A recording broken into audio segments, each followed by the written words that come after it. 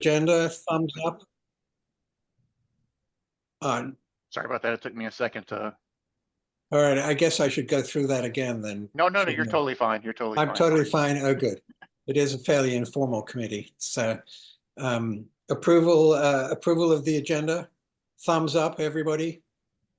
Good. Approval of thanks, Edwin. Approval of minutes. And thank you again, Mike, for such detailed minutes. They're a great help. So shall we have a motion to approve the minutes? So moved. Great, thank you, RJ. And seconded by Edwin. So by roll call vote, RJ Turcott. Aye. Edwin Claflin.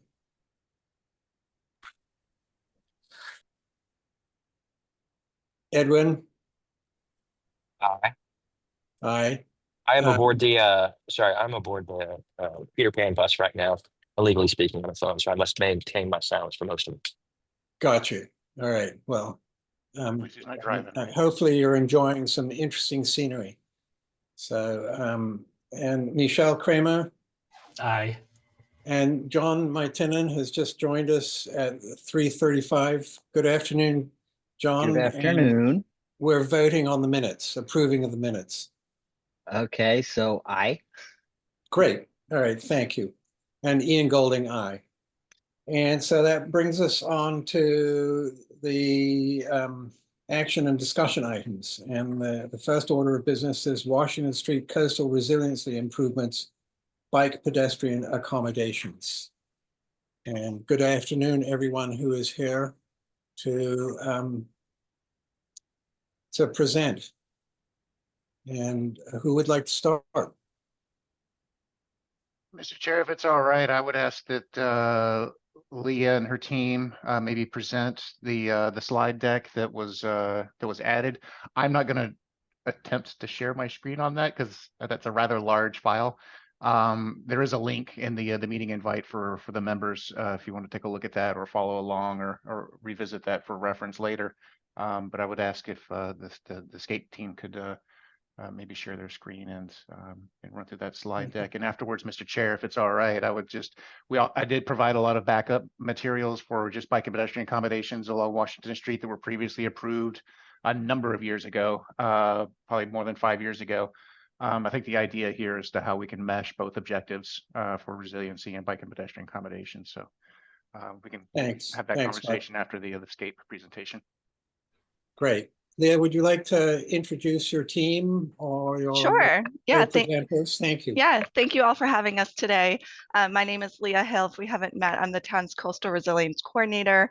I'm one of the project managers on this team. So the team is made up of staff from the town of Nantucket, staff from the land bank, and then we have the Washington Street Collaborative Work Group, which is, there's 2 members from the select board, 2 members from the Land Bank Commission, and then a member from the Nantucket Planning and Economic Development Commission. So lots of collaboration for this project. And I'll introduce who else is on screen. Vince, if you want to introduce yourself. Hi, I'm Vince Murphy. I'm the Sustainability Programs Manager, also in the Natural Resources Department with Leah. Thank you. Thanks, Vince. Rachel? Thank you, Leah. I'm Rachel Freeman. I'm the Executive Director of the Nantucket Land Bank, and I also see Liz is online oh, there she is.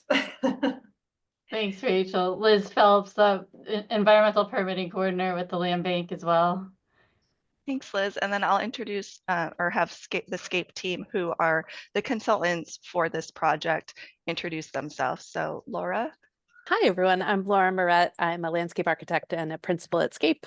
Been working with the land bank and the town on various aspects of this project for a couple of years now. I'm joined by Lynn. Hey, everyone. I'm Lynn. I'm a senior associate at SCAPE and also the project manager on the SCAPE side. I'll pass it on to Kelly. Hi, everyone. I'm a designer at SCAPE, and I've been working with the team designing the boardwalk along the beach here. Great, thanks, team. So I'm gonna hand it off to Laura or Lynn, which I'm not sure which one of you will be. I'm going to share my screen because Okay. Lynn's going to have to jump to another meeting part way. So Okay, great. So I'll pass it over to Laura to go through the slide deck. great. Yeah. So I'm going to share my screen. Let's see. Okay. Hopefully that's working. Okay. And this is the presentation, essentially a slightly abridged version of the presentation that we shared in the public meetings that we had just last week. And so I don't know how much time we want to spend if we want to kind of do the full presentation, Leah, or if we want to just, hit the highlights for this group. Did you have a sense here? I'll leave that up to the chair. Or to Ian. Yeah. Yeah.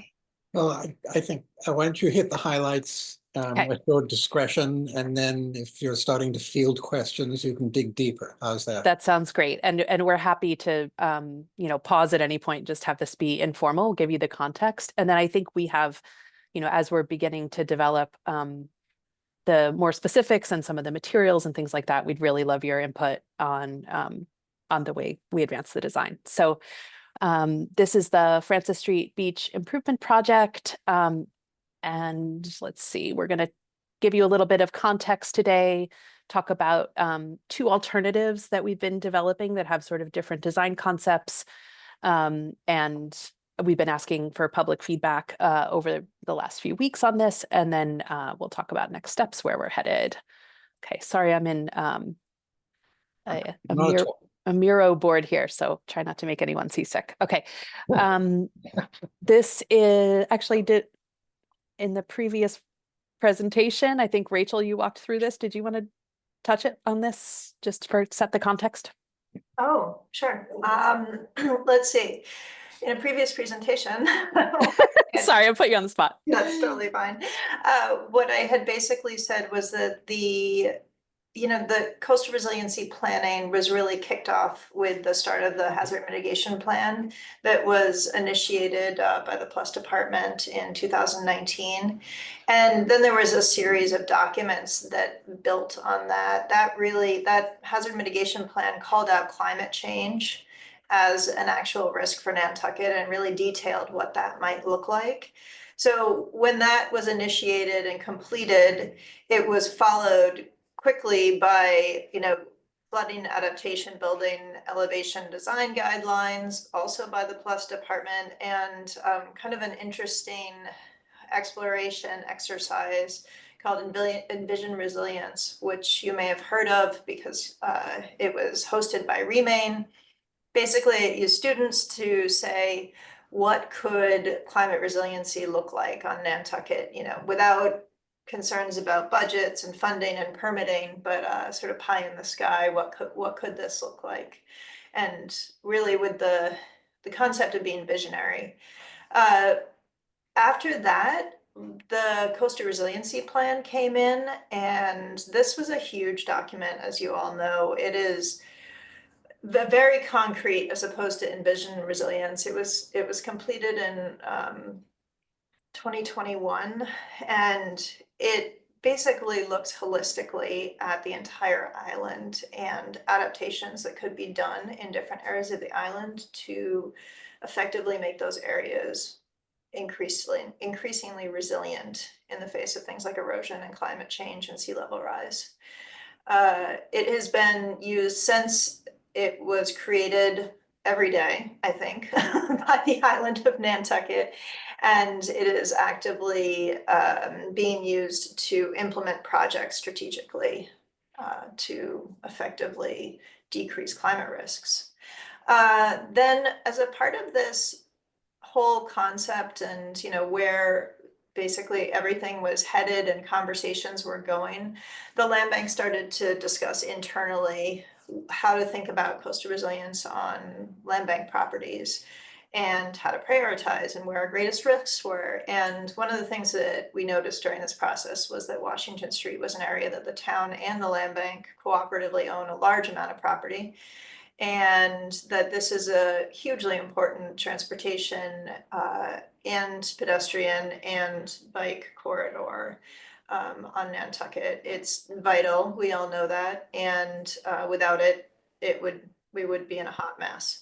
So we started to work with the Woods Hole group and, you know, looked at an evaluation of what coastal resiliency would look like on Washington Street, or what it could look like. And then Scape joined on board to think through, you know, if we made a resilient Washington Street, what are opportunities to do that? One of the major goals of that was to include multimodal transportation. And so that is a part of the reason we're here today. And I guess I'll just add that from that framework plan, that is where the Washington Street Work Group was initiated. And that, as Leah mentioned, is a collaborative work group and has really taken this project and focused in on the Francis Street, Washington Street Beach area. So I hope that summarizes it. That's excellent. Thank you so much. I'm just trying to share in a different format that maybe you won't.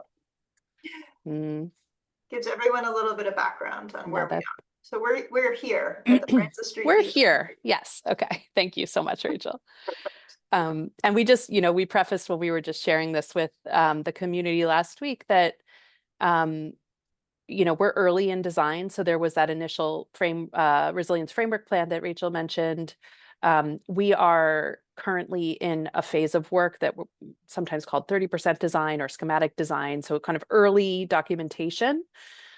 From here, we will be having conversations with permitting agencies, identifying funding sources and potential grants, and so on. And then it will move from there to, you know, 60%, 100% design, hopefully in the future. And then following that, of course, there's more agency review required and identification of funding that would lead to construction and implementation. So it's all to say we're progressing, but we're early in the process, and there's still, you know, lots of room for feedbacks, which is why we're connecting with lots of stakeholders like yourselves.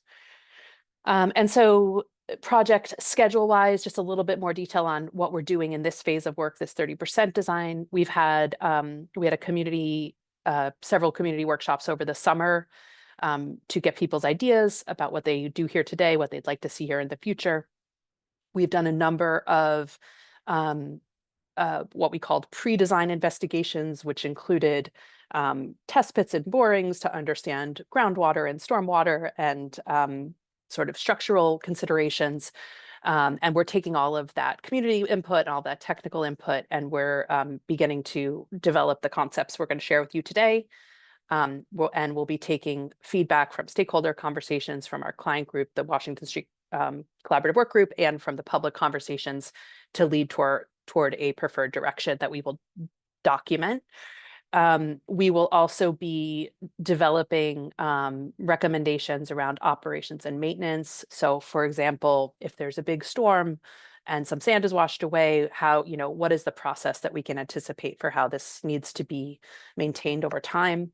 And we'll also be developing what we call a BCA, or a benefit cost analysis, that looks at comparing the cost of the project to the cost savings that its construction will have in order for the town and the land bank to sort of move ahead and know that there's a good return on investment. So this is where it hopefully starts to resonate with your work. You know, we really understand what we call, you know, the Washington Street corridor, or the site for the early resilience framework plan as a key link. You can start to see in this map on the left, the land bank properties are in the dark green. Other public access or town properties are in the lighter green. You start to see in orange the network of bicycle and trails and so on, important pedestrian connections as well. And so, as we know, so many connections are made through this corridor. And and with the amount of land that is either you know, land bank or town, there begins to be some real opportunity to address both public access and resilience in this corridor. The image on the right, I think you all know this well, but it's a really critical transportation freight access corridor. that includes, the wave shuttles come through here, all of the trucks going on and off the ferry, as well as cars, pedestrians, and bicyclists. So we really understand this as needing to be a multimodal corridor that will serve all of those users of the future. And with all of that incredible kind of use and demand along Washington Street, we also know that it is vulnerable to rising sea levels. So we've been working with the Woods Hole Group, who developed what we call the MCFRM, or the Massachusetts Coastal Flood Risk Model. And this is beginning to project what we can expect in terms of water levels over time, projecting out into the future. So using that model, this map starts to look at, in this darkest color, the present day mean high water. Which is essentially a high tide. We see as soon as 2050 in this kind of medium teal that there could be, daily high tide affecting Washington Street and getting it wet. And then as soon as 2070, this broader light blue, this is the extent of high tide flooding that the MCFRM anticipates. And so we know that, we need to start planning for this today. That there are a number of flood pathways, which are the lowest points where water starts to affect this corridor, which are represented here in the pink arrows. And that through this project that we're going to talk about today, which is dashed in the pink line, we can address 2 of these lowest points, or these flood pathways. And so we're looking at how we can both, buffer the water that's coming from the coast and manage stormwater in the inland areas, and then really think, as we're doing all of that, how we can enhance public access and mobility on the corridor. This is building, as Rachel touched on a number of plans, including the Coastal Resilience Plan, which identified what they call a neighborhood flood barrier, or an elevated feature that would take different forms, that would start to create a coastal start to introduce coastal flood risk reduction. There were a couple of different alignments that were explored for this neighborhood flood barrier through the Washington Street corridor. One was the elevation of Washington Street itself, which we know has challenges in terms of access and cost and coordination. And so we're essentially looking at, what if we were to create this oceanside alignment of this feature on the land bank and town properties, and then coordinate with neighbors who are private property owners in this area. The images on the right just talk about the floods that we're already seeing. So just about a year ago, there was a flood that came up to about elevation 4.2. This is in the NAV D88 projection. This is a little bit, it comes up above the elevation of Washington Street today, that of course affected homes and access. And this is something we've seen quite a bit over time. So we know, what was a significant winter storm in these cases could be more what it looks like for, high tide flooding in the future. So we want to plan for that. Okay, so this is, just looking back at the kind of the full Washington Street Resilience Framework site. On the left side, you start to see the land ownership. So in the green, these are either town or land bank properties. You start to see there's quite a critical mass of property here, and that there's opportunities for the collaboration with the homeowners in the teal. And there's already some really good conversations happening about how, as all of these properties are adapted, that we can work together to foster the resilience and maintain the use of Washington Street for as long as we can. And then this sort of dashed arrow is a notion that I think we want to talk about today, of a connected multi-use path that over time could link these properties. So I think in the near term, we're really talking about this site and how you could provide access through here. But what's possible in terms of longer term connection. And we really, I think, want to talk with you about how the access and sort of multi-use connections that could happen on the waterside properties can work really well with what what the plans are for the adaptation of Washington Street to be more of a multimodal environment in the future. This is just our project boundary. There's a private home in the middle, but we're looking at all these other properties that surround it, including the Saltmarsh Center parking lot, seeing what we can do to better manage stormwater there, 1 Meter Street, and this corner parcel, which is a land bank parcel, looking at stormwater management on the inland, and then looking at how we can sort of create the first phase of that elevated feature happening on the water side. There were early concepts that we developed a couple of years ago now. We are refining these through the community process that we've been having and many other discussions, but just to give you a sense of the components. So there's the idea of a multi-use path that could get you up to a high point and back down to the water with some sort of area for seating and gathering. This was, an earlier study that that considered the Saltmarsh Center moving elsewhere. We know now that a basis of our project is that it will be staying in place and we'll just be looking at modifications to the parking lot.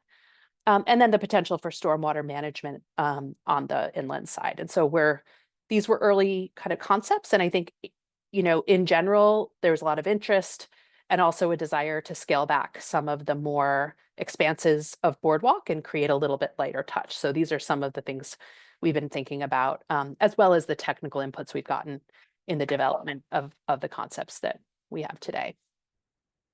At open house number 1, which happened over the summer, we had a morning and an evening in-person open house at the Whaling Museum, which were really a great series of discussions. We asked people about what they'd most like to see at Francis Street Beach. Lots of support for access, chances to overlook the water, a multi-use path connection, ADA accessible pathways, lots of support for ecology, including native plantings, dunes, and rain gardens, and a little bit more mixed on what type of recreation people would like to see here, really landing on more passive recreation, but still opportunities to enjoy the space without, a lot of active programming. And then there was, some more detailed comments that have been incorporated into the concepts that you'll see. We're not going to spend a ton of time on those today, but we're happy to dig deeper. In terms of the project goals, it might be important to just pause here for a moment. So we worked with the Washington Street Collaborative Work Group to develop goals in these 3 categories. So in terms of environmental goals, looking to improve the capacity of natural ecosystems to adapt to sea level rise and reduce adverse impacts to them, absorb, buffer, and manage water across both the inland and coastal parts of the site. And then in terms of social goals, looking to reduce flood risk to cultural and community assets, creating public universally accessible spaces for people to enjoy. And then really a part of this is engaging in dialogue with the community so that people understand what the risks are and how we can, start now to adapt in the future. And then a really important part of this is just operationally, how can we make sure this is successful? So reducing flood risk to sustain the long-term use of Washington Street, enhancing multimodal transportation for both mobility and safety, developing feasible, adaptable, maintainable, and permittable solutions, and then clearly communicating the economic benefits and the project costs. So that's sort of the cost-benefit analysis that I mentioned. So right now we're at the stage of having 2 alternative concepts. They have, sort of different character and different languages that they pick up on. One you'll see is a little bit more a sort of sinuous, curvilinear language that was inspired from places like Lily Pond or the path of Honshu Spring, kind of more meandering with the water. And then another point of inspiration was Easy Street, which is a little bit more of this sort of rectilinear language that refers back to, the historic piers and so on. So we took those as 2 different opportunities to explore. So you see on the left, what we're calling the dune swoop, which is a very sort of sinuous path that gets you up and over. And then on the right, a more sort of angular path that picks up on kind of the Easy Street language. I will pause here to say that these look different, but there are a few common factors in each. So in both cases, The idea is that we're building up an elevated feature, and exactly what that is being defined and studied by the technical team. But essentially, an elevated kind of dune with some sort of embedded flood management element that goes up to elevation 8, which is about 4 feet above the existing roadway. And that's consistent with the coastal resilience plan. And then having a universally accessible pathway that rises up. So it's a less than 1 in 20 slope, no railings, comes up to the upper elevation and then gets you back down to the beach. And then in both cases, there's sort of secondary pathways that allow connections from, for example, this other recently constructed crosswalk, and then a stair that gets you back down. So both of them should have, similar functionality in terms of the flood risk reduction and in terms of making connections, but they do it in sort of a different way spatially. Yeah, I'll leave it at that, and then we can explore. So here in the dune swoop, you start to see, kind of this inspiration, a little bit more of a swooping language that follows the curves of the water. And we've created for each of these a number of just quick sketch renderings that start to talk about the quality of the space. Actually, I'm going to go back to the plan for 1 second. So I will say that we understand that there's, mobility improvements planned for Washington Street. We want to talk more about those today. And that bikes, can be, right now they're in a share row, and that hopefully over time they will have kind of more allocated space along Washington Street. But one thing that we have explored is whether, there could be a multi-use path that, for now, this is more of an up and over that gets you to the beach. But if there were the opportunity to connect off the street on the water side, that this could be extended in the future. And so that's something it would be good to, talk about and hear your thoughts a little bit more about. So an image here of the dune swoop looking at the beach side, that sort of curvilinear pathway with seating along it. The expression of the exact way that the sort of coastal flood risk reduction will happen is in development, but we're showing essentially something embedded here that could be masked by plantings, and really just emphasize the sense of this as a native kind of dune planted landscape. You can see the image here of a bird's eye view looking back at the site where there's spaces for gathering and sort of this swooping gesture to get you down to the water. The second one we're calling the beach overlook. This is inspired a little bit more again by these geometric languages with a little bit more of a space to sit and gather and overlook the water with benches. We've articulated this in a couple of different sketch views. So this is if you're standing on the beach looking back up, even though that geometry is pretty distinctive in plan, the idea is that it would really be a boardwalk embedded in a dune landscape with plantings that mask a lot of the sharp edges. You get a sense of what it would look like to be up at the top with some places for seating and pulling off of the main pathway and then getting down to the beach. And then here's that bird's eye overview, looking back at the site in this more kind of rectilinear expression. Yeah, and so that's really where we are. We actually developed this, Kelly worked on this today. And so this was not in the packet that you received, but we did want to talk about it and really talk about the coordination with the other mobility improvements planned for Washington Street. So we took the materials that were, Laura, I have to sign off, but there are some updates in the Miro board. Just okay. we Should I added come some over pictures. Yeah, we added some pictures for context, and there's a survey. Is this the right Miro board? I think it's the external board. Okay. Let me stop sharing my screen for 1 moment. Thank you. But I do have to sign off. Thank you so much, Laura. You'll catch me up later. Yeah, of course. Thank you, All right, Lynn. take care. Appreciate it. Bye. Okay. Sorry, I've been talking a lot too. Let's look at the section, and then we really want to hear your comments. Okay. Okay, I am resharing.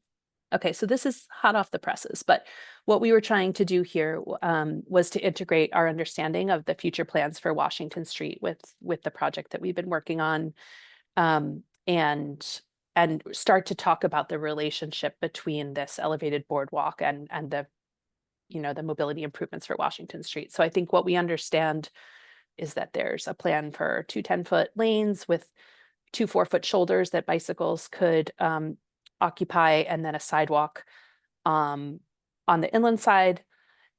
And we're accounting for, you know, kind of a sidewalk landing area on the project area that's at least 5 feet. And then you start to see this kind of dune lifting up with a 10-foot boardwalk that sits at the top that, again, for now gets you down to the beach, but could connect along the water more expansively in the future.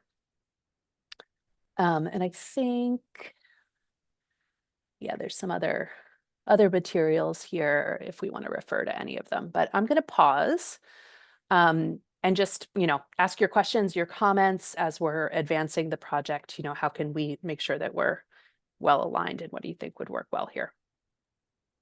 Well, thank you, Laura. It's obviously a great deal of thought and work has gone into this. Do committee members have any questions at this juncture? Mr. Chair, if I could just clarify on the, Laura provided a great presentation on this and did note a lot of areas of what our long-range transportation says about this corridor.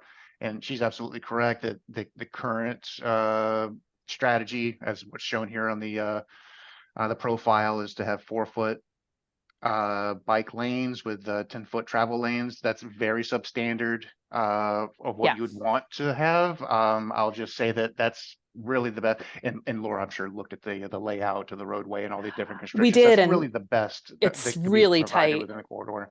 Yeah.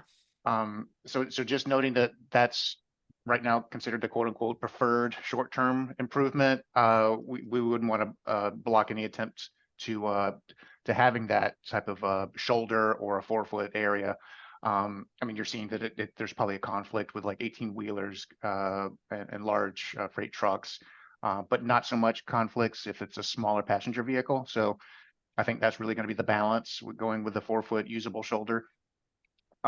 Building on what she's presenting here, which all the fun graphics and renderings, the preferred long-term strategy would be to locate a multi-use path between Washington Street and the harbor. And again, it was kind of the caveat to that is it's very dependent on acquisitions of properties in the corridor. I believe the program was to a strategy was to have the land bank acquire those properties as part of a program to provide green space along this this corridor and to accommodate a path. So that's the long-term strategy. I think we're all in agreement that that's preferred long-term strategy. But I just wanted to make sure that I made it clear and emphasize that we did want to provide some kind of on-street facility. Substandard though it might be, it's really the best that can be provided along this corridor after just literally decades of research. I think the initial preferred alternative was developed in 2006. It was updated by Remain in 2018. And that's where we are right now. So thank you, Mike. And I would say as a bicyclist that it's an improvement on what we have at the moment anyway, even if it's not ideal. But, Yeah. Committee members, questions? And I don't see any hands going up. I have a couple of observations, if I may. So, Laura, Sure. first of all, in trying to make a savings model, I mean, how do you quantify ease of use and absolute necessity in a sense? It's I think it's an unfair demand almost because it's so obviously needed to combat sea level rise. So, and Yeah. I guess I'm more of a swoop person when it comes to the dune. That's It's so strictly interesting. personal. We thought we'd hear, actually, the feedback we got was relatively split. I think there was a slight Yeah. preference for the swoop, but very yeah. varied opinions, which surprised me a little bit. Yeah. Yeah. But, I mean, I think the swoop probably does work a little bit better for cyclists. than these angular geometries, right? And I mean, I don't think in any case is this going to be the fast path, but if we're thinking about a multi-use path in the future, there's something that's makes sense about the more sinuous approach, perhaps. Michelle, I see your hand up. Yeah, I was just wondering, has there ever been looked into kind of like an elevated path more into the water?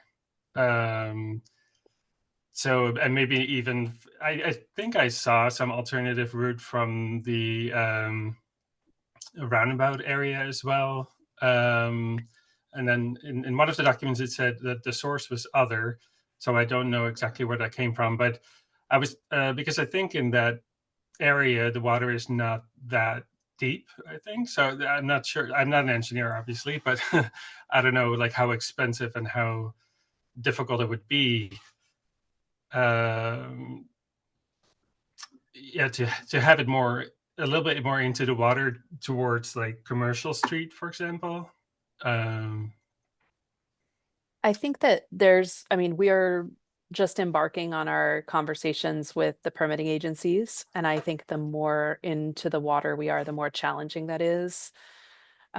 We have explored in just a very preliminary study with the land bank and Rachel and the team, what possibility there might be to connect some of these land bank properties waterside. But I think we know there even as there's more continuous sort of public and land bank land ownership, that just being able to permit in the resource area a boardwalk is going to be a hurdle. So I think the idea is there, but it's very preliminary. I could add to that to the chair. Yeah, please, Vince. Vince, please do so.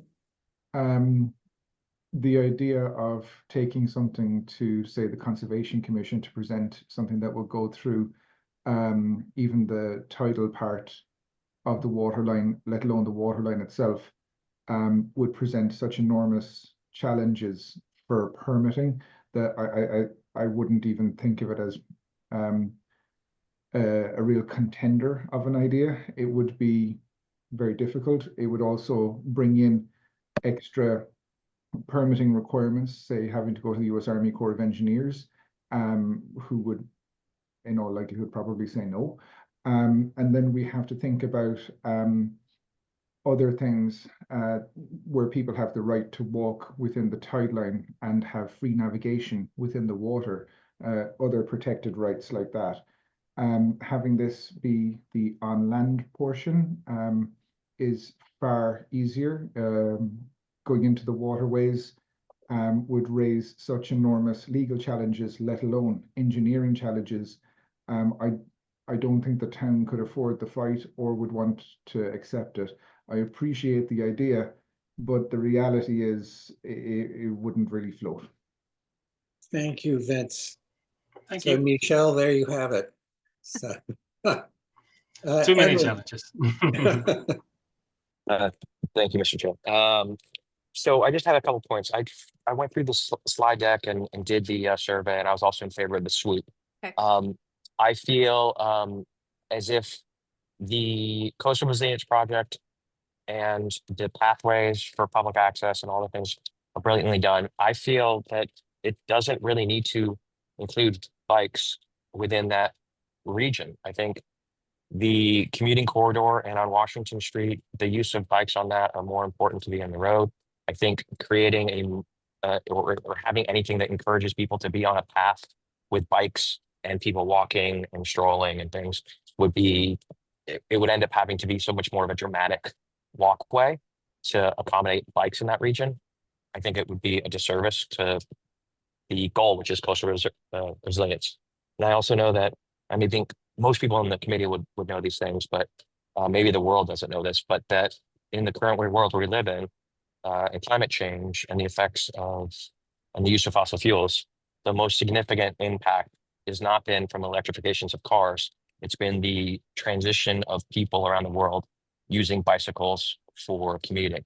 That is saving more resources and slowing the effects of climate change more than other things. So encouraging more transportation and commuting via bicycles will have a more dramatic effect in a region in Nantucket So focusing more on the road versus the small areas and doing a connected boardwalk.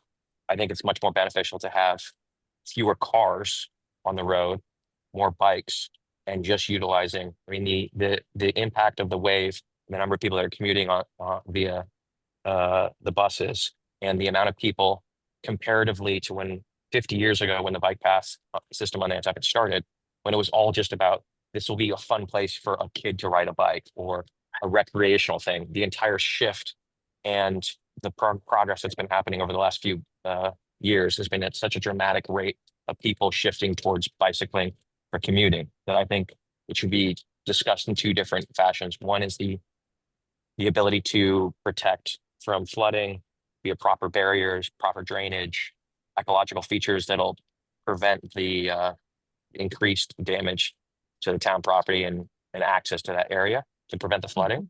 And then the dramatic effect of having more people on bikes and e-bikes, which will cause less resource usage and less traffic, especially, there's not a parking issue in the downtown at all area. So that's not an issue. No, but we should definitely be encouraging people to be on the bikes and not bringing their vehicles to that downtown area. So I think the focus should be on basically the roadway with bike usage, and then a separate issue, which is the parks and the areas that are going to be developed. Thank you. Thanks, Edwin. And I certainly take your point about keeping the bicyclists on the road as opposed to dueling on the dune slope. They can walk like everybody else. So thanks, Laura. Could I ask a follow-up question to that, Ian? Oh, of course. Please. I think you're touching on something that has been a debate is strong, but a question we've had on the project, which is when we think about the materials of this pathway, we understand that, from the perspective of like the HDC, a boardwalk that is referential to other, boardwalks that happen on the waterfront is maybe going to be the most appropriate and the most appealing, but it's probably not the best surface for cyclists. So I think it's something we wanted to understand as we think about this as a first phase of hopefully a future connected system. I think it goes to, are we going to anticipate bikes wanting to be off the road, or are we going to design this really for pedestrians with an understanding that bicyclists will be accommodated in the Washington Street corridor in the future? There's a share road today, but in a dedicated lane. Yeah, go ahead. Michelle? Yeah, I also just wanted to add, I agree that we need to focus on getting more bikes on the road instead of cars, and that we need to look more at how to improve those roadways, that it gets better for bicyclists and so on. However, on Washington Street, it's because of the space, I think it's a little difficult to get that really separated bike path, which I think you'll need to have eventually if you really want to encourage people to go on that bike instead of going to the car. And then especially with the big trucks over there, and with relatively big cars in general in the US, I personally don't feel that comfortable on a bike on Washington Street right now. And if we're getting two bike path shoulders on each side of 4 feet, I'm not sure what the protection would be between the road and those bike lanes. But so that's why I was kind of thinking about a separate path somewhere else that would go into the center. But I agree that we need to look into how to get more people onto a bike instead of going to the car. Thank you, Michelle. I mean, in answer to your observation, Laura, both of these sort of dead end, don't they? So the way that they're designed at the moment, they're not going to be part of a future, any possible potential bike path going in off the road. The thought, and I'm saying this carefully given that there's a lot of private homeowners still on this corridor, but the thought was that, there's these segments of land bank and town property where you could pull a pathway off Washington Yeah. Street for some segment. And if there were the opportunity to connect those over time with a continuous path, that's a different opportunity. And so I think when we've started to develop these, there is the thought that essentially you have a path that this is 10 feet, the way it's drawn. And you can tell me if that's sufficient. We're trying to balance the desire to have a lighter touch here and keep the profile relatively slim while also thinking about what it needs to accommodate in the future. But the idea is that in either case, this could, continue in some way and connect, with relatively minor modifications, connect to a path. This is land bank property right here that it could connect to in the future. Well, we'll keep our fingers crossed that those properties ultimately will be able to be used continuously by the public. So, yes, Michelle. Sorry, I forgot to lower my hand. Oh, okay. Oh, okay. Great. Okay, seeing no more questions, Laura, would you like to continue? Yeah, I think that's really what we have today. We did, wanted to get your thoughts about materials. And I think your thoughts about, I guess, redundancy between these two modes of movement. Is there a world where there's a commuter route in the roadway that is more direct, and then, but this pathway that could happen along the water's edge is still envisioned as a multi-use path that includes cyclists? I think these are some of the questions we've had that be helpful, to have further thoughts on. But that's the presentation for today. So, yeah. Thank you. Edwin, do you mind if you wait until Mike weighs in? Please. Mike, please go ahead. Just picking up on the sensitivity about commingling bike users and pedestrian users. There was a nice presentation that I watched about the Memorial Drive improvement in Cambridge, and how they're separating a paved 10-foot wide path and having that right next to it abutted a 5-foot wide aggregate path.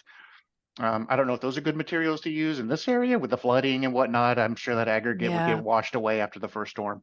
But Yeah. I didn't know if that was maybe something worth entertaining, is the idea of separating bike and pedestrian users, and instead of commingling them within a 10-foot path, if that would address the issues. We've thought about that too, and I think the challenge is really space and trying to pull. Again, as you get closer to the water, you start to impinge more on the resource areas. So we're trying to gradually, in a way that is subtle and feels contextual, get up to this higher elevation while pulling it as close to the road as we can to stay out of the resource areas. And so we have talked about that. And I think it's just, if it were, what were the dimensions you said? It was 10 feet in 10 and 5? I said 10 foot, but I think based on public opinion, that I think they widened that to 11 foot. So it's 11 Yeah, foot wide. I mean, shared use path. there's huge volume there. I used to live in Cambridge, so Yeah. familiar. But I mean, this is 10 feet, so it would essentially, something like time and a half that dimension. And then if you have a buffer in between, I think we just start to be space constrained, knowing that we also have to navigate the slope and have given ourselves this, challenge to do it in a way that is ADA accessible with no railings. Yes. Yeah. You certainly have your work cut out for you, Laura. There's no question of that. Edwin? Yeah, I was just going to question whether we could have practicality wise a region on a boardwalk that is designated not as a sidewalk, so would be in town permissible for a bike. And it just seems to open up a lot more problems. And I think it would be, I think it would just be a bad idea to encourage any biking within that project or along as a route for town, especially when we could try to designate a bike lane on like Union Street or make a designated route to enter town via a different way than that. And just as someone who this summer took that route, about 140 times over the summer along Washington Street. The only places where I ever felt uncomfortable or unsafe were in Washington Street Extension, Mhm. biking between two undesignated lined areas for parking surrounding the sales area and the Great Harbor Yacht Club, where you had traffic just backing out onto roads without any marking or delineation. That Mhm. was a little bit odd and intimidating on occasion. And then at the end of Washington Street, past Commercial Street, when all of a sudden you have a walking path with people walking luggage against Yeah. traffic towards you. Those are the only places I've ever felt uncomfortable. And then in the off season, when traffic is actually not impeded by other traffic that's there, but for the most part, I am able to go faster than cars on Washington Street during the majority of the year in Nantucket. So I feel safe always as a biker in the flow of traffic on a road. And that's just my general opinion. Thank you. Thank you, Edwin. And certainly the Sharrows help keep some of the more aggressive drivers at bay, I think. So, Mike, thank you very much for spearheading that a few years ago. I think it's made a real difference. RJ? Thank you, Ian, through you to Laura and your team. Great presentation. I'm excited for really however this comes out. I think this would be great for everyone. I personally am a cyclist. I'll be biking on Washington Street in like an hour with my fancy Nice. studded winter tires. My thing, and it's something that I you guys have probably mentioned as you work through these projects. I know I'm going to consciously try to start bringing it up more at these meetings for our committee and everywhere I can, is to try to encourage, however this comes out, to encourage as much flow as possible for cyclists. We're trying to eliminate some of the what we call nuisance stop signs out here, because we're trying to encourage people to commute by bike or e-bike, and eliminating the spots, all these little spots where you create an intersection where you have to stop and then start pedaling again and shift back up again.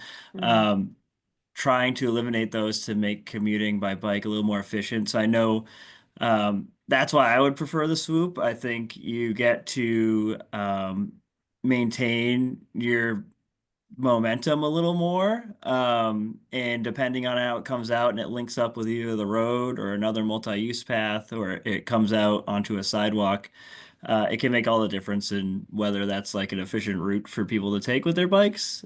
And so I'm going to be trying to, as much as possible, whenever we're talking about these projects, encourage to try to design as much flow into them as possible. But otherwise, I'm pretty excited for how this project comes out. So thanks for the presentation. Thank you. Thanks, RJ. And yeah, so yes, Mike. Mr. Chair, is it appropriate, one of the charges of this committee is to help inform the scope of potential projects, and those just project descriptions are included in our long-range transportation plan. I'm hearing a little bit of a mixed message. I don't know if I'm hearing a mixed message. Perhaps you can maybe poll the committee, or if you want to take a vote on whether bicyclists should be part of that multi-use path on the waterfront, or if both options of on-street accommodations and bike and pedestrian accommodations on and off street are preferred, or if just the having a multi-use path along the between Washington and the harbor front, if having a multi-use path along that corridor is preferred. I just want to make sure that what's written in as a project description for this corridor in our long-range transportation plan is actually what you all believe is the what's preferred. So thank you, Mike, for adding that. I'm open to what committee members would like us to formally adopt. From my perspective, right now, the way it's drafted, it's not going anywhere. So I don't see it as really that. So I guess I'm saying that it doesn't seem necessary to either approve or disapprove. Because right now, the focus is on remediation for flooding and pedestrian sort of enjoyment of that area, with the compromise of having the 4-foot wide sort of bike channels on either side of Washington Street going into town. So I'm not sure how one might make a motion on that line. I'm so pleased that this work is being done, and I think your team is doing a fantastic job, and it's nice to see the coastal resiliency plan that a lot of people put a lot of work into really being used going forward. So Mike, do you feel that we really should have a motion on this? I mean, Well, the only conflict I really heard, I guess Edwin had mentioned that we really shouldn't necessarily be encouraging bike traffic along the boardwalk area. And I think we discussed about maybe some design treatments to kind of decouple those flows so for safety. I just didn't know if that was a shared opinion or not. Like I said, right now, the preferred short-term alternative is for the usable shoulders for essentially bike lanes on the edge of the road. And then the long-term strategy would be to have a multi-use path along the harbor front. Again, this is the first step, and probably, I don't know how many steps it'll take to extend this all the way to Commercial Street, but is that really the vision, is that to really have that be a bicycle and pedestrian route, or just don't address it right now and let's think about this a little bit more and keep the project description the way we have it described, keep that unchanged. Well, I don't see anybody leaping up to make a motion. So RJ, I don't know if you'd like to make a motion that to approve the short-term project of having the bike shoulders, and the long-term philosophy of hoping interlinking a multi-use bike path when the properties become available for a continuous length, or should we just leave it the way it is? I'd make a motion to support the short-term plan for the usable shoulders, the 4-foot shoulders. That'd be incredible. I'm pretty tired of having 18-wheelers breathing down my neck, but and I also think we can address, Edwin, your concerns when we get further down the road and Land Bank has made some purchases and has a better idea of how this is going to look and how it's going to be laid out. So I'd be happy to make a motion to support the short-term goal of putting together the usable shoulders for now. Wonderful. Thank you. Do I hear a second? And A sorry. second. Oh, yeah, I would have seconded it as well, but I just had a quick question. With these properties, and if it's controlled by the land bank, would we have the ability as the Bicycle and Pedestrian Access Committee to make a guideline on what would be, is that a public way, or is that a private part that is controlled by the land bank? Thank you. Rachel, thank you for putting your hand up, Rachel. Thank you, Ian. I just wanted to chime in on that. We have a variety of different ways that we handle paths with the town. So there's times when the path actually goes across land bank land, and the town has an easement across land bank land with that path within it, so it's completely under their control. There's times when the path goes across land bank land and it's actually land bank's path, so it's under our control. But most often bike paths like I can give two examples, the bike path to Cisco Beach, and the bike path that goes around by the Nobody Ball Fields and past the Hinsdale racket courts. That crosses land bank property, and there's an easement to the town to maintain and oversee that. So that's mostly how it's handled. But yeah, hope that helps. It does. Thank you, Rachel. So Edwin, you're seconding RJ's motion? I think it was already seconded prior to me, but yes, I could be that person as well. whichever. Right. So by roll call vote, RJ Turcott, Aye. Edwin Claflin, Aye. Michelle Kramer, Aye. John Martinan. Is John still Aye. with us? Thank you, John. I And Ian- am. Yes, I.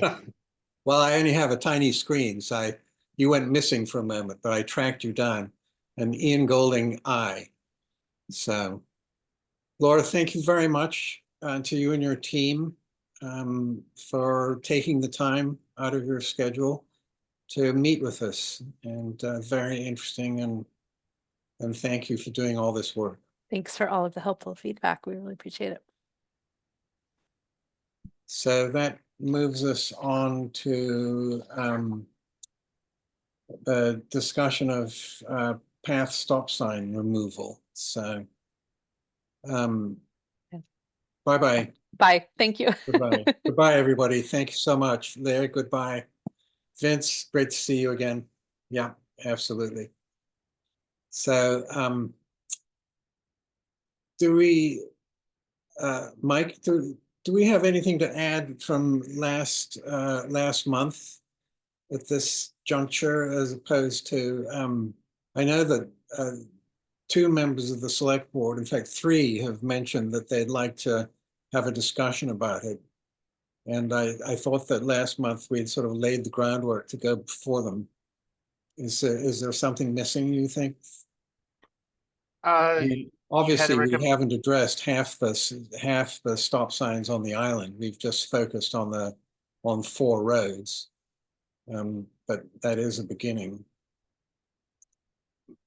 No, you had an initial start for Pulpus, Milestone, Matticat, and Cisco paths, and I believe you had recommended replacing the stop signs with caution signs, at least at some locations. Yes. So I don't know if I have a good example for that to recommend. But yeah, I as the minutes reflect, like I documented whatever, essentially you support whatever Michelle had recommended for stop sign removals, save a few different locations along Hummet Pond Road, like on Milk Street, Bartlett Farm Road, and then Somerset. But that replacing of the stop signs with a caution sign, that was just something I just didn't have time to investigate that, so I don't have examples of what the MUTCD may suggest for a sign. Then shall we postpone until next month then? Yes. And just one other topic that's really a priority that I need to get settled before town meeting. We do have a new project manager for the Tom Nevers path. We have a consulting firm, West End Sampson, that the project manager for that firm left, and now it's been replaced. So I'm trying to finalize presentation materials for those alternatives. I believe we've refined 3 new alternatives for that path that I'd like to review with you next month as well. So I can try to have the caution sign example, maybe have a discussion about that and see if there's other locations that you would want to entertain, like Old South Road, Surfside Road, and the such. Okay. All right, I'll try and get. But I do need some input on the Tom Nevers path. Yeah. So other business committee comments? Any comments from?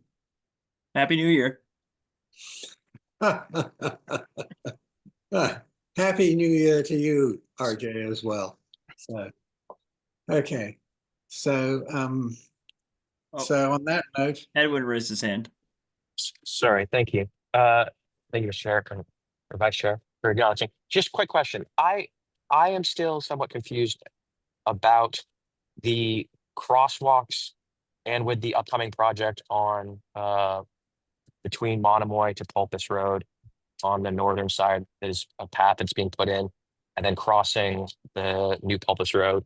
It seems as if we are putting crosswalks at intersections to allow people to get from one path to the other, but they all seem to be occurring directly in a rotary or following.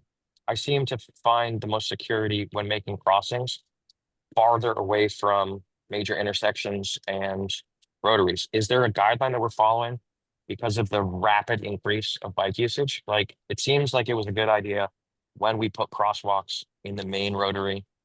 But now it seems as if there's so many people using these bike paths that is really impeding the flow of traffic and crossing farther away, like the crossing that's from the rotary, in between the rotary and and Monomoy Road. That crossing is very useful because it's away from merging traffic and people accelerating out of the rotary to be able to safely cross. Do we have guidelines going forward about placement of crosswalks on upcoming projects and how close they are to intersections, or is that a standard that's across the state?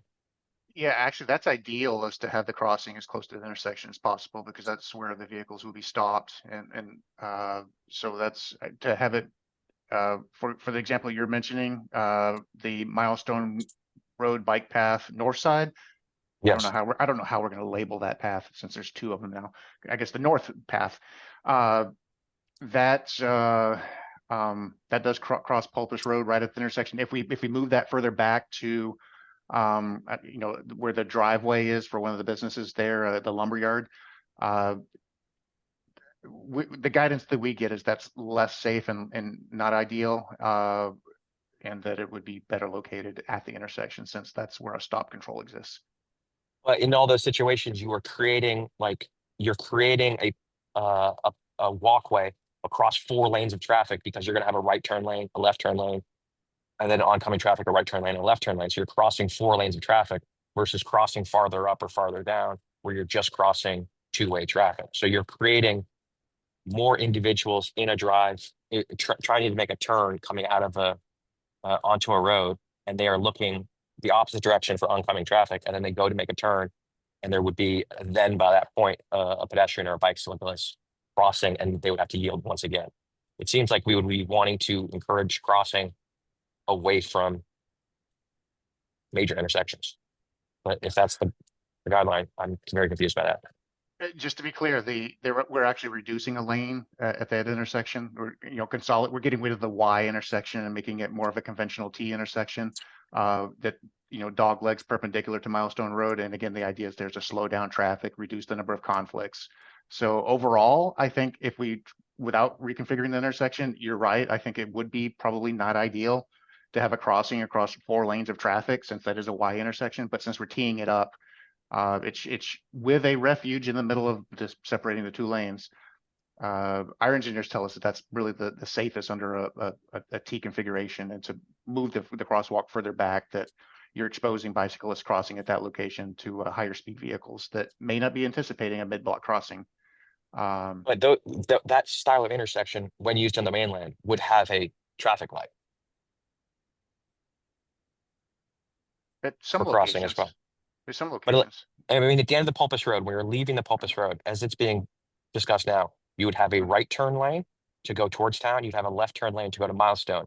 You would have a turn lane to turn onto Pulpus Road. You would have on Milestone Road, you'd have a passing lane on either side. So that becomes a 4-lane area, no? No. You're right about the 2 lanes, right turn, left turn coming out of Pulpus, but there's just the 1 lane entering Pulpus. But isn't there going to be a way you could, if someone is stopped at traffic, you will be able to pass them on the right side, because it is widening there as well. There's going to be a line going straight. Correct. Well, you're talking about but there will be Milestone Road approach. There will be a crosswalk coming from Monomoy on the new path there that'll cross both lanes of Pulpus that are leaving Pulpus Road, plus the lane of traffic going into Pulpus Road. So yeah, that seems like it would be more safe for people to end up on the Pulpus bike path, just continuing down the Milestone Road and taking the crossing where it is already. Could we have the design up? I'm a little confused with, like, could we have the design up of what has been designed? I was just using that as an example. I'm just curious, because of this town having no stoplights, but encouraging now more lanes by having turn lanes, but the turn lanes are often now crossing over bicycle accesses as well. It used to be you just have an intersection with bikes and cars coming together and turning off. But now we're having turn lanes with pedestrian lanes crossing multiple levels of traffic. That's my only concern. Well, that's interesting, Edwin. I really hadn't thought this through, but Mike, correct me if I'm wrong. Isn't the logic on the, call it the north side path, that people who want to go into town don't have to cross the Milestone Road effectively twice? So in other words, you're not crossing the Milestone Road at all, which has the most traffic, and then you're crossing the Pulpus and Monomoy roads in a way that the engineers consider to be the safest way. I didn't realize that the Pulpus Road is now going to be a T junction as opposed to, continuing what it was going to be. It just seems that the safest route would be for bicyclists to just maintain themselves on the Milestone bike path to avoid that entire intersection until you passed it. Because the only people that would have to use that area are basically traffic, which there's not a lot of bike traffic going to the inspection station or to Don Allen, and there's 2 houses in between there. Everything else is state forest. So it's like, just take the existing bike path and not put a cross there. Okay, and Edwin, just to clarify, I had to bring up a set of plans just to look at it, but we are not proposing a crossing of Milestone Road at the Pulpus Road intersection. The crossings that exist is at the existing path, which is further up the street, and at the Milestone Rotary, or I guess the closest one would be at Monomoy, but the Milestone Rotary would be the other one. And as he is describing, the idea is that someone biking out of downtown, going out to, say, somewhere on Pulpus Road, would circulate through the Milestone Rotary, use that crossing at the Rotary, since that's the safest location, stay on that path, and continue along the north side of Milestone Road, past the Monomoy intersection, past the Pulpus intersection, to get onto the Pulpus path. And that prevents that mid-block crossing of Milestone Road, which is the freight truck drivers tell us that's probably the most dangerous crossing on the island, and it's inconvenient to them if they have to lock their brakes up because they have a false sense of security about entering a crosswalk. So that's really the whole genesis of the project. We just wanted to clarify that there's just the one crossing at the intersection, and it's crossing 3 lanes of traffic of Pulpus Road. There's not a crossing of Milestone Road at this location. But there would be a crossing across Pulpus Road where people are entering onto Milestone. Yeah. Exactly, and there's just the one lane. There's the one lane to accept traffic from Milestone Road. Okay. Yeah, it seems to be adding a bunch more crossings, but yes, I'm just curious about the general guidelines of where crossings are most acceptable. And it seems as if you were saying it is still to be right in the intersection as opposed to farther away from the intersection. That's the safest location. Again, the mid-block crossing, that's, you could have 30-mile-an-hour speeds or whatever the speed is, and crossing at a location that's not controlled with a stop sign, since that's what we use here, not traffic lights, or a traffic circle, which has a yield approach. So, well, you're highlighting how different, we have a different set of problems to the mainland. I mean, it is, and we've just been dealing with it, on Washington Street. I mean, almost anywhere else, they just widen the road, And just all what we've been discussing last month as well about all these crossings, and then when the bicyclist would stop, it seems like a bicyclist is not going to stop, and they're just going to cross all of Pulpus Road, and people attempting to turn onto Pulpus Road from Milestone Road, and it will just be rolling through that intersection, even though it is a major intersection. Wow. Versus a crossing where a bicyclist at the end of the Pulpus bike path, they come to a full stop, wait there until they've seen someone flash their lights or come to a full stop, and then cross onto the Milestone Road for their safe passage along the bike path. It just seems like a very different, the safest way is to have traffic come to a complete stop, being both a bicyclist and a pedestrian and a car yielding to that bicyclist. That seems to be safe, even though it is intimidating for a truck driver to be coming down to the brakes. But if they're not going to come to a stop, you don't go. And then at an intersection where you have a crosswalk crossing multiple lanes and traffic turning from a major road onto another major road, bicyclists aren't going to stop there because it's just a crosswalk. So you're going to have to be anticipating how far out a bike is coming to an intersection and then crossing, traffic crossing in front of it.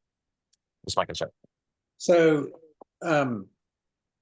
so thank you, Edwin, for sharing your concerns. And I mean, clearly this design is going to continue to fruition. I mean, they're halfway through putting it in, but I do think you've highlighted a concern about how to warn bicyclists using the path on the north side to, and motorists, but bicyclists in particular, to stop. I mean, at the junction of the Pulpus Road there, when they go down, that would be, I would say, a stop sign that would have real meaning. Well, cars So- coming down the Milestone Road will not see bicyclists who have already passed that crest of the hill. And they'll be having a left turn signal. They will be coming to a full stop because it's no longer going to be a Y, it's going to be more of a T. So they would have to be slower, but then you would have a bike moving along and could have not visually been seen because they were already over the hill, essentially. Well, you may well be right, but I don't think of it as being such a steep hill as to make it impossible for motorists to see bicyclists. And so I'm going to pay very close attention when I'm next out there. So Yeah, just comparatively to the flat stretch that is the crossing on Milestone, where you can visually see way farther down the road in either direction when you're coming and trying to cross the Milestone Road from the bike path. I take your point, but you know, Mike has said that one of the The engineers got it. was done was because truck drivers had had a number of near misses for pedestrians and bicyclists who just didn't wait to catch their eye. Is that correct, Mike? Is that what the thinking was behind changing this? Yeah, but, you know, as somebody on a bicycle or walking misjudges the ability of an 18-wheeler to stop or the stopping distance required. So that's usually, well, the bicyclists may not ever know about it. And I don't think we have any fatalities or injuries at that location. Thank goodness.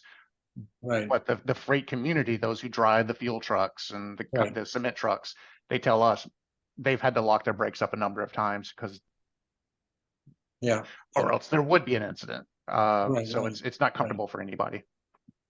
So in order to avoid that crossing, you know, it's still needed. There'll still be people crossing at that location, just much less than would be. So the idea is that you would never use that crossing. You would cross Pulpus Road and keep along the north side of the path, and then go on into town with the flow of traffic using the bike lanes, except for the one little area in front of the Marine Home Center. So that was the idea, is to create one seamless link to go out to Wisconsin via Pulpus along the north side of Milestone Road. All right, so I think our time is up. And thank you, everybody, for participating. A motion to adjourn, please. So moved. Thank you, Edwin. Second. Seconded by RJ. So by roll call vote, RJ Turcott. Aye. Edwin Claflin. Aye. Michelle Kramer. Aye. John Montanan. Aye. Ian Golding, aye.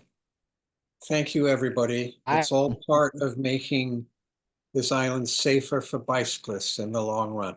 We must never leave sight of Edwin. Enjoy your bus ride, Edwin. Where are you? Turkey? No, we just crossed the bridge. I'm on the Cape officially. Close. Okay. Welcome back. All right. Well, goodbye, everybody. Bye. Bye.